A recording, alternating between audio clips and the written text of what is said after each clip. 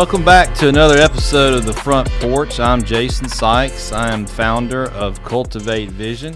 It's a nonprofit organization where we focus on our young people, what we can do to help them make their lives a little better, ease a lot of the stress, kind of dig into what's going on in our schools and our communities, how we can better assist them from a leadership standpoint, and really just give them more opportunities than they have now, and probably than we had in the past. I can remember growing up, and as a young person, I mean, the way you got around, it wasn't by a cell phone, it was by a bicycle and a landline.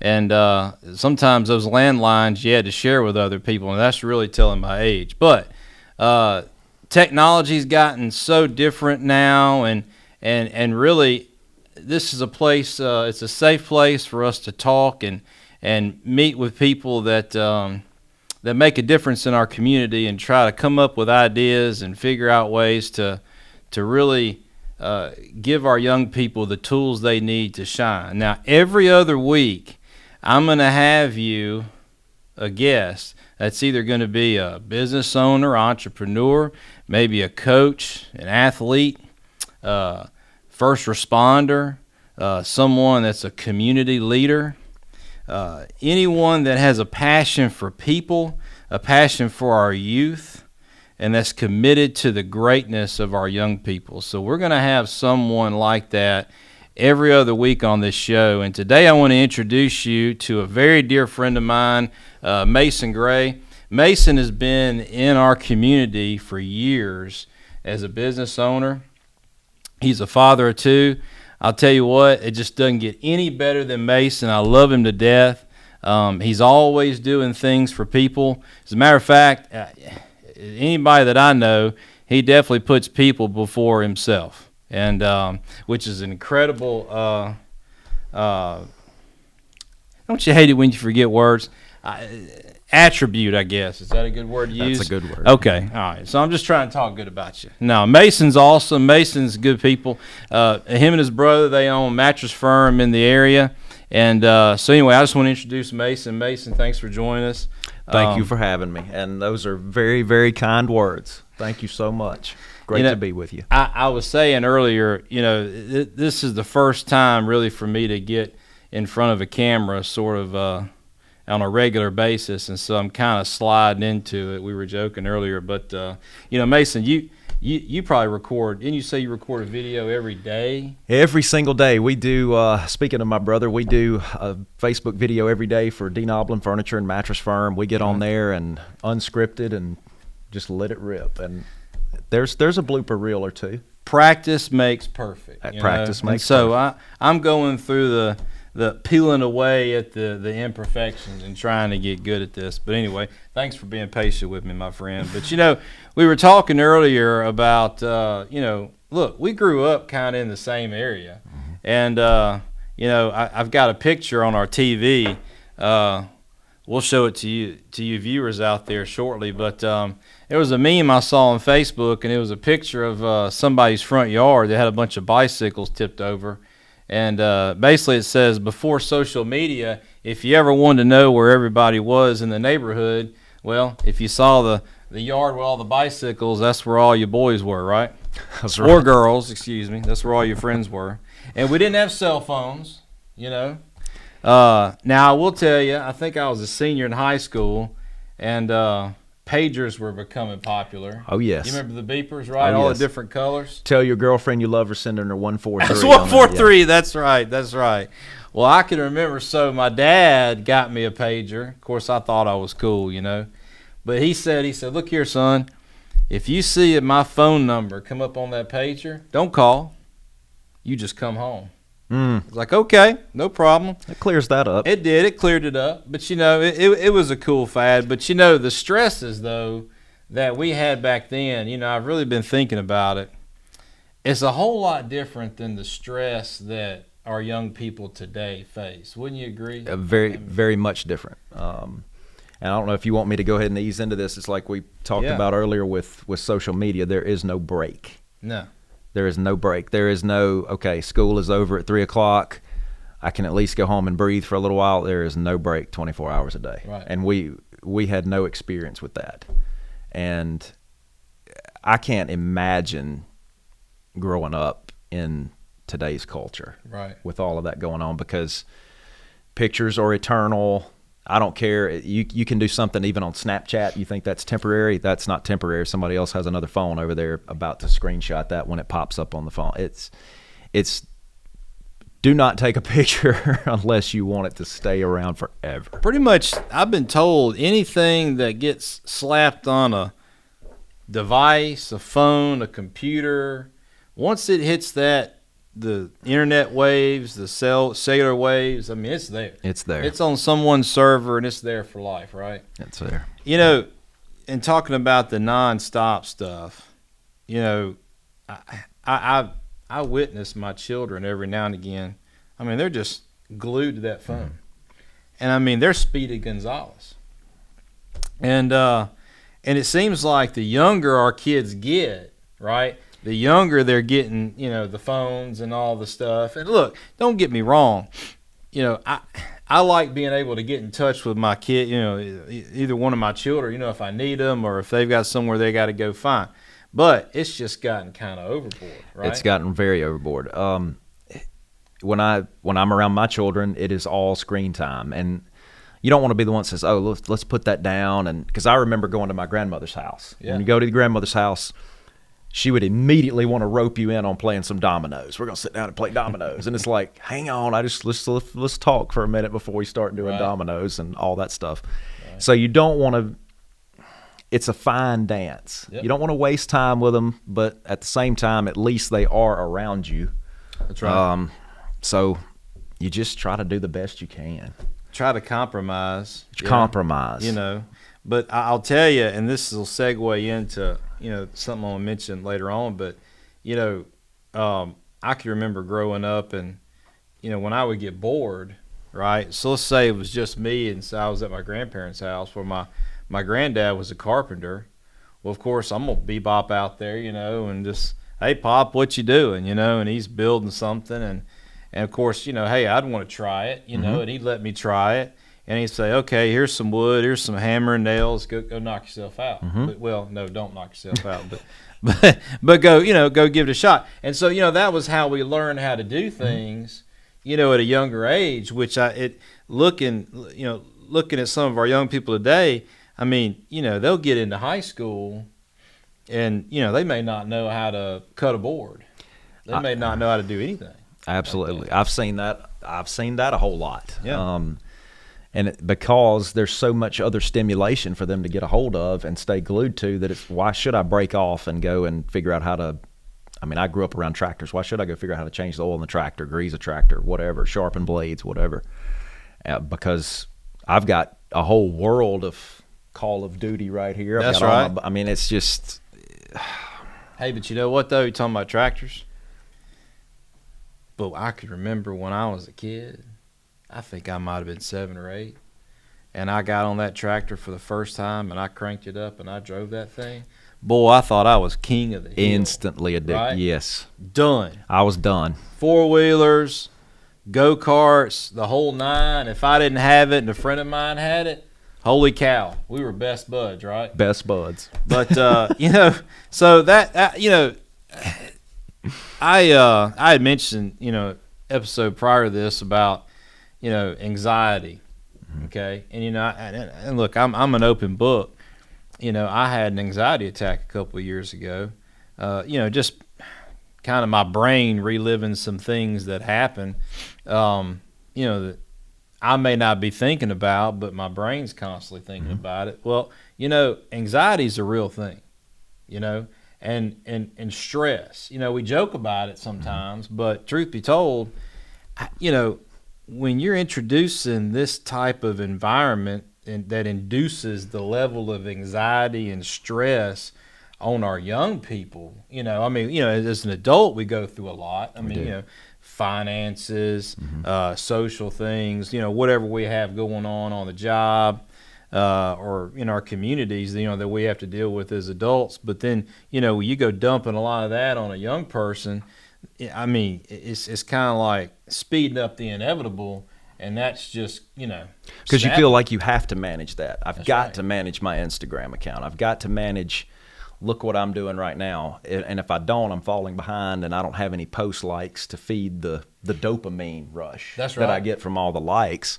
I'm sorry, I moved away from my mic here. I'm getting used to this too. No, it's But, cool, bro. it's almost like the stress and anxiety, even talking about adults, that it's a badge of honor. You got to hustle.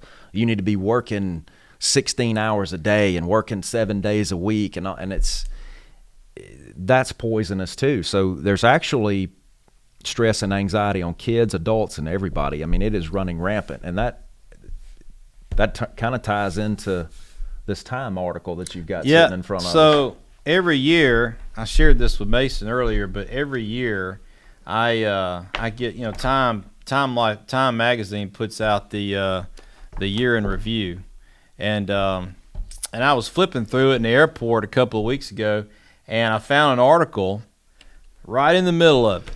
And what does it say? Our continuing mental health crisis. I'm thinking, well, doesn't this have something to do with what we're going to be talking about? And so I started looking through it, and it just says here, for many Americans, chronic stress is taking its toll. And so, define chronic stress. So for all right, let's take a step back and say for a young person that's in high school, okay, where they're going to stress about the same stuff that we stressed about, tests, and my kids have been stressing over getting their driver's license and passing that because they did that fine. But then kind of, taking a step back and talking about all the instant stuff, that they've got going on, and the social, keeping up, with the social status, not so much just at school or in the places that they go, but that instant stuff, like the Instagram and the Snapchat stuff and all that. But I tell you what, to step back to this article real quick, I didn't know this, but so it looks like the U.S. government has put together a new emergency number based on anxiety and stress. So like we have 911 everywhere, right? Well, now you can dial 988 and you'll immediately get somebody to talk to if you're having some mental health issues. I think that's a great thing. I will say this, it talks about the pandemic. It talks about how the pandemic played into causing some of this. Personally, I think it goes a lot deeper than that. Truthfully, I think that social issues, okay, but also we need to take a moment. All right, I mean, the good Lord didn't say, "Hey, on the seventh day, that's the day of rest. That's the Sabbath." Well, He didn't do that just to do it. Right? There's a reason. There's a reason. Yeah. So, look, I tell you what. Here's another example. I was I was talking about being in the airport a couple weeks ago. I had a 2-hour layover. Those are fun. Probably one of the busiest airports in America. And I was at a restaurant getting something to eat. And so I just took a moment and I was just watching folks. Actually, I started doing it as I was, walking to my next gate. I wasn't in a huge hurry because, I had a couple of hours to kill. Man, old Jason about got knocked over and clobbered a couple of times, right? There's some record times being set in airports on sprints, brother, and people getting upset Yeah. because you're in their way, right? Yep. But anyway, so I was sitting in that restaurant. I was by myself, and look, I had some work I needed to do. I could have broke out the laptop and all this and that, but I said, you know what, I need to chill for a minute. And so, I ate my lunch or whatever it was, but I was watching. And I mean, I would venture to say, and I'm not exaggerating, 90% of everybody I witnessed had their phone in their hand or something going on that was either life-threatening or life-shattering, and they were trying to figure it out, get on an airplane. and that's 24/7 almost. And I mean, and that's just one example. I mean, there's so much. I tell you what. One other thing, I was having a conversation with a friend of mine that actually lives in Denmark. Okay, and we were chatting about this briefly, and he said, Jason, he says, it's not just in America or Europe or all these other countries. I mean, life has gotten busy. But he did say, he says, in America, there's a lot of things that we take for granted, right? Access to things that we don't have to necessarily pay for or get permission to have. So the access to these things is so easy. And he made a good comment. He says, look, because it's so easy to have access to all these things on the internet, America is at a much more faster pace than a lot of other countries on the planet. And so I think about that and I'm thinking, what is all this that we're dumping on our young folks? It's and I don't know. I don't want to just keep kicking the can down the road. Well, you have to set an appointment to have peace. Yeah. That is perfect. Jordan, record that. You have to say it again. You have to set an appointment to have any peace in your life. It's got to be, okay, when I wake up in the morning, I've got to wake up earlier so that I can work out, read, take a breath. Because I found this out, and I wish I had found it out when I was a lot younger. If you hit the ground, if you're late, I ran late this morning. Right. I'll make a confession. Had my alarm set. Alarm didn't go off or I didn't hear it or something. I woke up an hour and a half late. And, buddy, when you realize you're late, that adrenaline kicks and you're racing. Right. And it sets the tone for the rest of your day. It does. If you start out that way, it is really, really hard to pull that throttle back. And so I had to do that today. I was like, okay, you're good. Calm down. Right. Nothing's on fire. You're going to make your first appointment. Everything is fine. Don't worry about it. I tell you what, and this, I thought about this the other day. I started this nonprofit a little over a year ago, and it's taken me, and I knew it was going to take me some time to get my bearings, figure out, Jason, what exactly do you want to do with this thing? And I'll tell you, look, and I've changed my approach and kind of the direction I wanted to go a couple of times. Look, praying a lot, thinking about, how am I going to make the biggest impact, And so anyway, but where I'm going with this was, I knew that, hey, I got to fix home base first, okay? And I'll tell you what, you made a perfect example there. So I looked myself in the mirror over the past year a whole lot more than I ever did. And I'll tell you what, I didn't go easy. I was kicking and screaming. And I'll tell you, if the situation you just said, how you had to tell yourself to take a step back. Me, if I start the day off, jacked up, well, I'm just going to stay jacked up. Absolutely. And I'm going to be a jerk to everybody that comes in my path. And that's not what you're supposed to do. Nope. But it's, if you don't realize that, and we could dive off into emotions and all that. A lot of people, one thing, I don't know if this article mentions any of that, but a lot of people don't know how to control their emotions. They stay in them. Yeah. Okay, I'm mad. Well, I'm just going to stay on this merry-go-round. I'm mad. That's right. Why am I mad? Why am I upset? Why am I stressed? And I told this to a friend of mine that was stressed yesterday. I said, can you do anything about why you are stressed? Yes, I can. All right, when can you do it? Can you do it right now or can you do it tomorrow? When can you take care of it? I said, if you can handle it right now, handle it right now. If it's not till tomorrow, shut that emotion off. Easier said than done, but shut that off and know, hey, write that down. I'm going to take care of that tomorrow. And if it's something you can handle, let's say what we were saying in here, a dozen eggs is $6 now. Right. Guess what? Mason can't do anything about that. Yeah. So I can't worry about that. Right. So take that off the table. Right. I can't help where gas prices are. There's some things you just cannot do anything about. Right. So cut that off. But everything you're saying is spot on.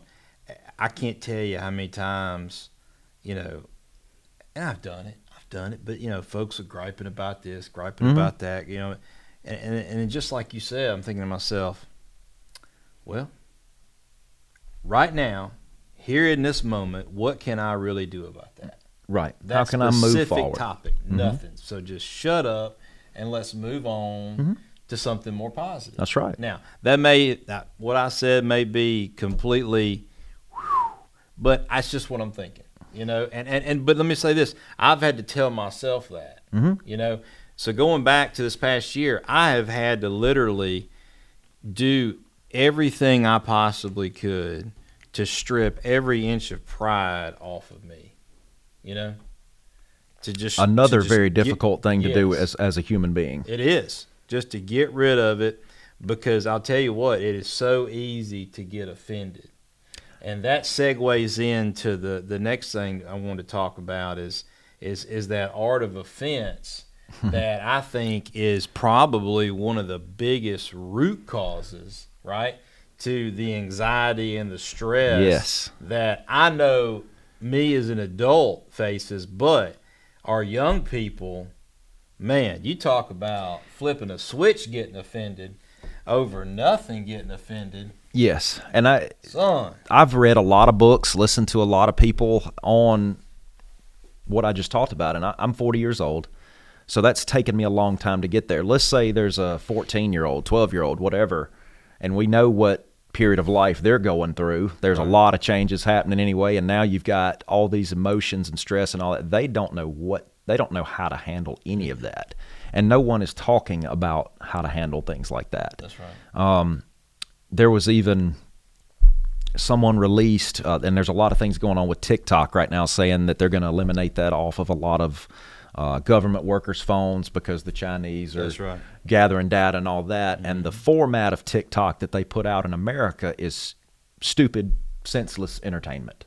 Pretty much. The format they put out in China is educational. So they put out all this stressful, keeping us, distracted, right, and stressed over here, and we get nothing out of it. And once again, that's just something else that's another account to manage. I got to keep my quote unquote business up. I got to put something on this channel. I got to put something on this channel, put something on this channel.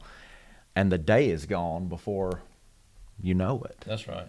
So, I kind of got lost on where I was headed. No, I mean, everything you said. No, you're actually spot on. And hey, listen, I'll tell you what. So, talking with Jordan when we started this thing, when we were coming up with the name of the show, and again, I haven't told you this, but kind of where I got the name The Front Porch was, look, anytime we had a family problem, all right, we'd go to Grandma's house, and she didn't want to be inside. No. Make us something to drink. We'd all get on the front porch. Shell some peas. We'd do something. Yep, snap peas, butter beans, thumbs would be raw. But if we ever had a problem, we discussed it on the front porch, and we fixed the problem, right? Yep. But now there's a twist to that. So later on in the night, okay, now all the stuff that we didn't want to talk to Grandma about, all right, we'd go to the back porch. Yeah. So we're going to do a little spinoff called The Back Porch, and Mason, you got to come back for that, because that right there is where we really get deep down and dirty on some of these things that we talk about and expound a little further on. So we'd love to have you back for that. But I'm going to jump ahead real quick because, again, a lot of the comments that you've made has just been spot on to kind of what we've been trying to focus on as far as our platform is concerned. So I was reading a book. It was a financial book, actually, and there was a quote in there, and I'll tell you what, it hit me between the eyes so hard. So I'll write quotes on those little 3x5 cards, and I'll laminate them, and I hang them on my bathroom mirror, so I read them every day. Well, I added this one to the collection, and so this is a quote by John Kabat-Zinn. He says here, "You can't stop the waves, but you can learn how to surf." There you go. Okay? Absolutely. John Kabat-Zinn, he's famous for his teaching of mindfulness. It's got a lot of good quotes out there, but this one right here really kind of, hit me between the eyes. That, hey guys, you're always going to have stuff thrown at you, right? Anyone that's ever worked with me has heard me say, look, I've had arrows shot at me my whole career, right? Mm-hmm. Now I can let those arrows kill me, or I could take my licks and move on, right? What's that they said on that cheesy movie 300? We'll fight in the shade, meaning that the arrows will be flying and blocking the sun. I do remember that. Mm-hmm. Well, same way with this. You can't stop the waves, but you can learn to surf. That's a great one. If you really think about that, that's kind of life in general. I do believe, hey, there is a devil, and he doesn't like what we're doing, and he wants to derail whatever we're trying to do to make things better. And so, those waves that he throws at us, you just got to learn how to surf through them. That's right. But so to wrap things up, Mason, I want to talk about, cultivate vision. There's 6 words, or what I call the backbone behind, what we're doing. And it kind of stems back from, when I started this thing. I said, when I was young in my career, I got to spend time with some influential, coaches, speakers, just really, I was fortunate, lucky to get fed a lot of positive stuff, that had a lot to do with success I've had in my career. And so I said, okay, well, what if we pass some of this on to our middle schoolers and our high schoolers just in a condensed, format? Man, if that would have happened to me, how many mistakes would I not have made as a child, right? Yep. So, as far as leadership is concerned, Mason, what do you think from a local, centralized, situation here? What could we do to improve leadership with our kids? What do you think something we could? It's funny you say this. We support Say Something school assemblies, and they go out and do assemblies and talk about bullying, and they're big also in other areas of human trafficking, things like that. Mm-hmm. So that's a good way to get involved in schools with an assembly. However, where we're sitting, we're very close to Shannon Elliott's office, and I hope she won't mind me name dropping her, but she put on Facebook that she went in a classroom and started talking about things with kids. Right. And I would love to do this too. I would love to go in a classroom and say, hey, here's how you buy a piece of real estate. Yeah. Here's how you write a check. Here's how you make a credit card work to your benefit. Now, a lot of that's finance stuff, but I mean just life stuff. What they learn is important. My mother was a teacher. Yay, teachers, love all of you. Amen. And you're all very, very, very special. But I would love to see people go into classrooms and just answer questions about things like, how does this work in life? What's a credit score? Just things like that. I would love to do that. That's a fantastic idea. I can.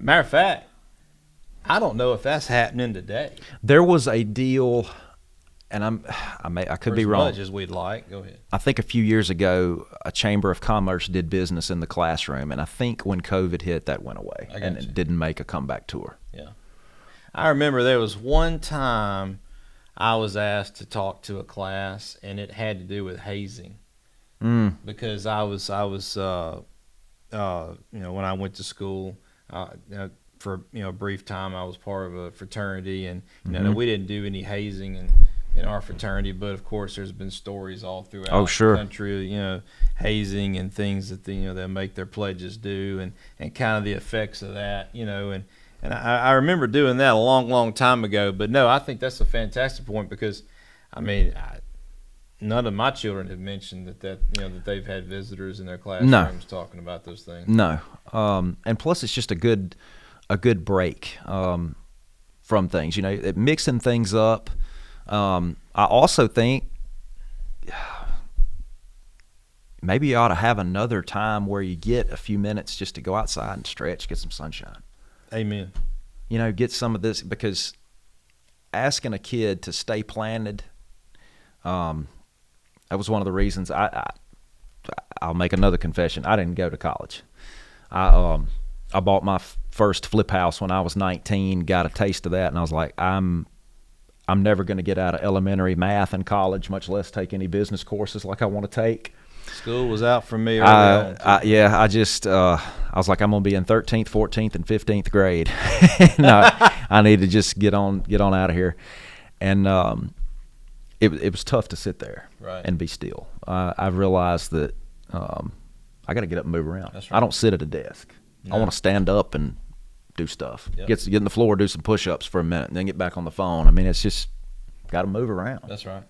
So no, I think that's outstanding. And you know what? That moves on to the next word I'll bring up is skill set.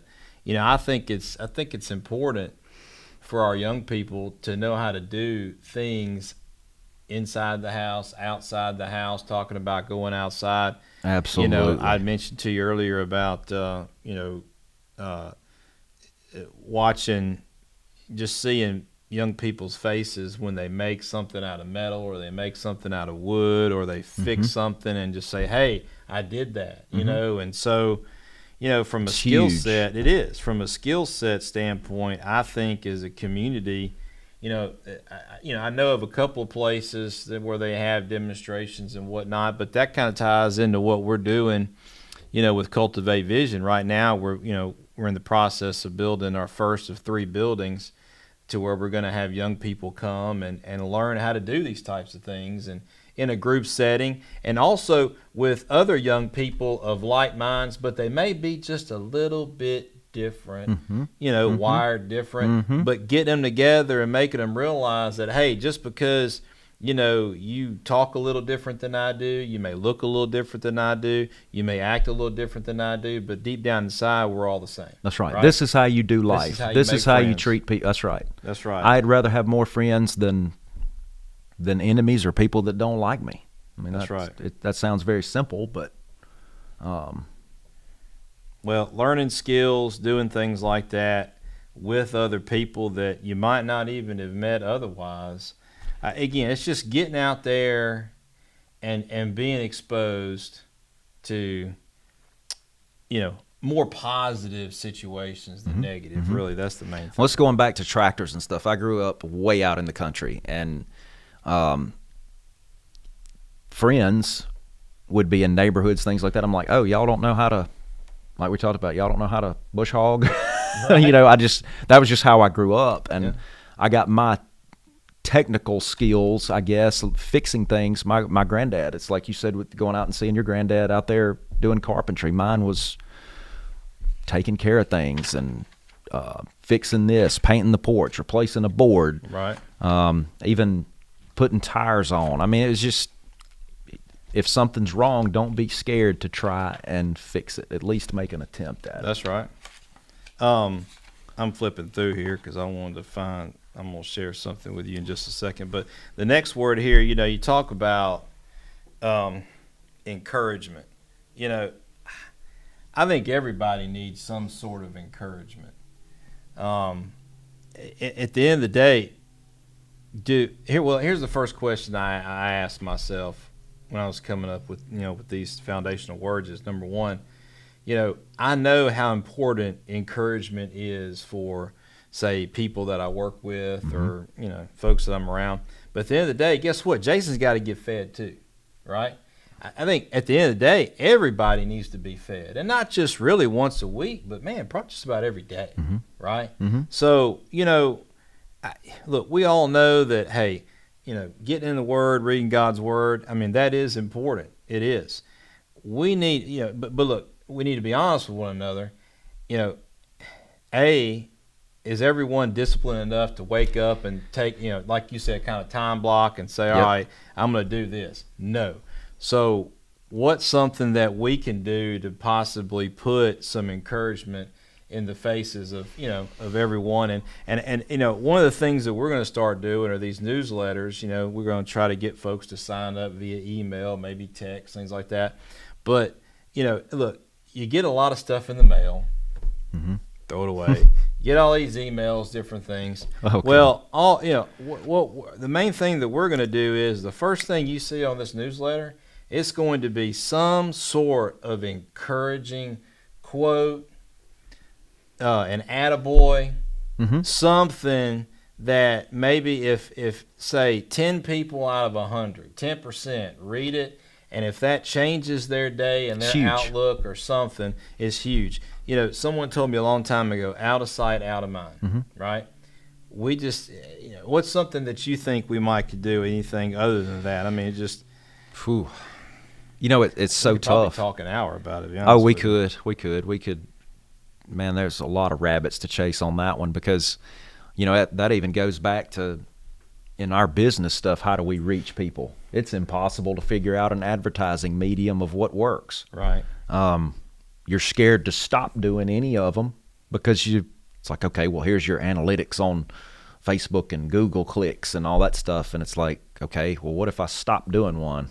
What if I quit spending money here and put it over here? It's a very, Sometimes very you're scared tough, to make a pivot or a decision, but it's a tough question. But it all depends on what people are passionate about. I think people could get behind something like this that says, "Hey, look, this is for our young people. We do want to pass. You do want the next generation to come along and be better than we are, right? You do want to see that as you get older. You do. And I'm getting older, Jason. I'm getting old. Oh no. But well, so it's I am. Hey, but I say that all the time. We're staying good. We're staying That's good. Right. That's a tough one. If we could just figure out a way, look again, Rome wasn't built in a day. Mm-mm. But if we could figure out a way to put something out there positive, and that's something that we're going to strive to do. If social media is where everybody's at, all right, well, then we're going to start putting something positive out on social media, or we're going to start putting something positive out in other outlets. I mean, if I tell you what, I see billboards getting back in, some big time. popularity with billboards, especially the digital ones. If I've thought about looking into some of that. And so we'll just have to see. But again, we just need to do a better job of encouraging one another, especially our young people, and not beating them down, but building them up. Human nature is to trend negative and beat people down. Well, then that it is, and that segues into the next one. Well, really, there's two words here that some people could say, well, that's the same thing. Well, it kind of is, but then it kind of isn't. So we talk about spirit and we talk about heart. So spirit, that can mean a lot of things. Attitude, attitude's key. If you start out the day with a terrible attitude, kind of like what we talked about, if you start out the day behind and you just let that just segue in and build, well then, your spirit's not going to be a good one, and it's just going to roll off on everybody else. It's hard to spread positivity. Look at reviews. Oh, if this business did this, I cannot wait to jump on here and give them half a star if I can, and you had a great experience. It's harder to get on there and type that 5-star and brag on somebody. It is. It's harder. And people want to bash and be negative so quickly. And it is hard to, let's just cut straight to the chase. We can say it on here. I don't know how people that are not Christians really I don't know how you have any hope or function or positive. I don't know how you do anything like that. You have no compass to me whatsoever. Right. What is your standard of good? It's man's, and that doesn't work at all. I don't really know. Yeah, that definition's not really a good one. And talking about positive versus negative, it just seems like negativity sells, right? It sells. So I could remember starting out, in the mortgage banking biz, and my boss, I remember him saying, "Hey, it's something along the lines of, I don't remember how we got on this subject, but just good customer service and trying your best to someone to really feel good about the transaction. But he made a comment. He says, around here in the South, you could mess up one time and that person will go to that barber shop, and next thing you know, you got 20 people hating you. That's right. Exactly. Because they'll get in there and just start yan. Mm-hmm. But, and so, talking about spirit, and then I talk about heart. And now my definition of heart is, the person that is just not going to quit. Ever. It's just not going to give Mm-hmm. up. They've got a goal. It doesn't matter how high you got to climb to reach that goal. Mm-hmm. They would crawl on razor blades, but they're going to get there. They're going to make it. And I'll tell you what. So, in my humble opinion, heart is something our young people have lost. Not all of them, but a lot of them have lost that strength of heart. It's just so easy to say, you know what? I'm not really feeling it. I committed to it, but I don't like it. Mm-hmm. It's okay if I quit. It's Mm-hmm. okay. No, it's not okay. Or somebody's going to enable me and come scoop me up, and mom and daddy will take care of it. Mom That's and the daddy word will I go, was looking for. They'll go talk to the teacher if I make a bad grade, or if I happen to not be coachable, they'll go talk to the coach. And it's you gotta, let's just say all the members of the team or just want to go do their own thing. Right. There's got to be unity, and there's got to be, like we said, there's got to be compromise in there. So you got to have, I don't know, I see a lot of enabling these days. A lot. That word, it's like you're talking through me, man. Mm. I mean, it's just we can't enable our young people. We got. When do they have that responsibility of, right. Okay, I did this and I'm responsible for my actions. That's right. I've got to take the consequences. And at the same time, if you're doing what's right, you're going to reap good benefits. I won't call them consequences, but everything there is, for every action, there's a result. There is. Every decision. So you got to live with it. But you got to live with it. At the end of the day, you start something, you got to finish it. Mm-hmm. And you got to have the heart to do it. My brother Grant says, what is open must be closed. If you open it up, you're going to have to close it. And I've always said, for every beginning, there is an ending. That's right. And you move on to the next chapter. And that moves on to the last foundational word, and that's strength. How strong are we today? Ooh, that gets into that whole battle on masculinity, I think, doesn't it? Well, I mean, that's a whole nother topic, brother. That's a back porch topic. That's right a back there. porch one, But, yeah. We'll save that one. We'll table that one. Strength, I'll tell you, strength, physical strength, mental strength. Mm-hmm. I know a lot of folks that have gotten into the mental toughness game. And I'll tell you what, there's some of them that have really been through it. And they've come out on top. They've pushed through. And they're really preaching a good message. And so, my thought process is, kind of goes back to, what we talked about with heart. It's so easy for folks to get enabled and give up and all that type of thing. But, putting people in front of putting folks that have made it over that hump, that built that mental strength and that physical strength and just that strength of heart and that strength of character, and kind of pushed aside the adversity that they come across every day at school or at work, and they stayed the course, mm-hmm. held their focus, and made it over. Putting people like that in front of our young folks on a regular basis, telling their stories, you know what I mean? Just kind of giving that kind of influence. Because, I hate to say it, but that's yet again something else that, our young folks aren't getting fed that I really think they need to be fed, So at the end of the day,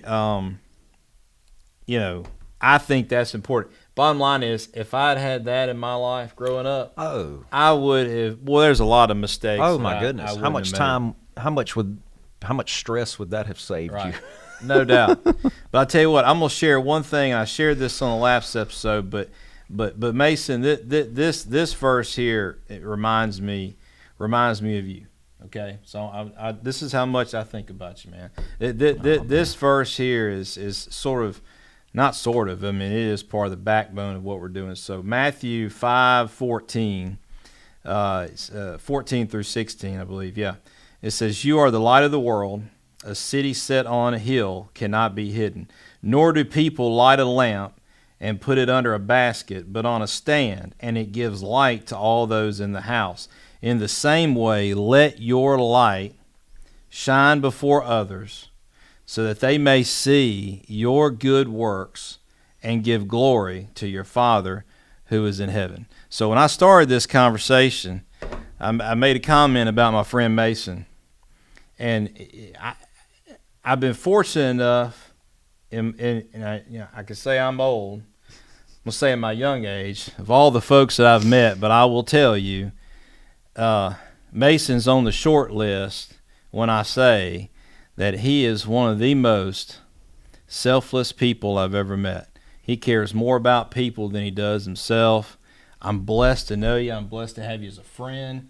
Wow. Thank you for being on this show and sharing with us your input on what we're doing. We are going to have the back porch soon. I will keep you posted on that. I'll be here. But again, brother, thank you so much for being here, and God bless. Well, God bless you, and just for you to put together what you have put together in a year is an amazing feat. I don't know how you've slept. I don't know how you don't have bags under your eyes. I don't know. You are it's just incredible, and lets everybody know that this is Lord's got his hand on you. Well, and when that happens, like you said, there's going to be waves and things like that coming, but you've learned how to surf, my man. Well, brother, I appreciate it. I'm trying to dodge all the waves I can. But look, I love you. Thank you. I love you too. Ladies and gentlemen, we'll see you next time. Thank you.